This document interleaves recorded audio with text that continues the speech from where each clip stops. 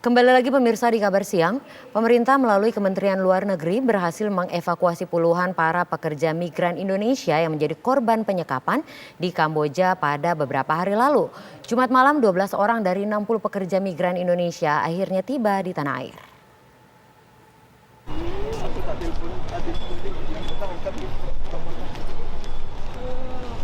Sebanyak 12 orang dari 60 pekerja migran Indonesia atau PMI korban penipuan berbasis daring atau online scam dan tindak pidana perdagangan orang di Kamboja, Jumat malam akhirnya tiba di tanah air dengan selamat.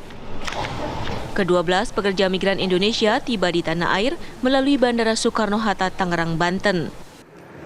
Mereka didampingi pihak Kementerian Luar Negeri dengan menumpang pesawat maskapai Garuda GA837. 12 WNI tersebut merupakan pemulangan tahap pertama di antara ratusan WNI korban perusahaan online scam di Kamboja. Direktur WNI Kementerian Luar Negeri Yuda Nugraha mengatakan secara fisik saat ini kondisi mereka dalam keadaan sehat. Selama berada di Phnom Penh, para korban ditampung sementara di tempat yang disediakan oleh KBRI sambil dilakukan konseling dan penanganan rehabilitasi. Setibanya di tanah air, ke-12 pekerja migran Indonesia ini akan ditempatkan di Rumah Perlindungan dan Trauma Center Kementerian Sosial guna penanganan lebih lanjut. Saat ini, korban online scam di Kamboja terus bertambah mencapai 129 orang WNI.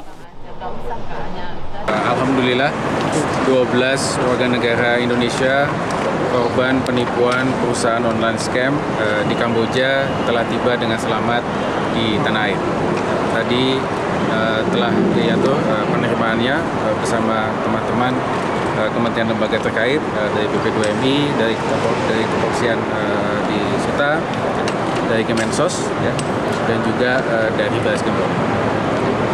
Dapat kami sampaikan ini adalah tahap pertama pemulangan para korban penipuan online scam tersebut, dan insya Allah tahap selanjutnya akan segera kita lakukan menyesuaikan dengan ketersediaan dari penerbangan. Direktur Perlindungan dan Pemberdayaan Kawasan Asia dan Afrika BP2MI Brigjen Suyanto mengatakan akan menindak semua kegiatan sindikasi kelompok tertentu yang bertujuan melakukan perdagangan manusia ataupun pengiriman pekerja migran Indonesia secara ilegal. Kalau kita bicara proses pekerjaan, menjadi pekerja luar negeri, semuanya adalah ilegal. Karena semuanya menggunakan visa kunjungan, bukan visa kerja. Modusnya gimana sih Pak? Kronologi singkatnya Pak? Modusnya mereka itu melalui online. Dari agensi menyebar atau untuk rekrut tenaga kerja secara online.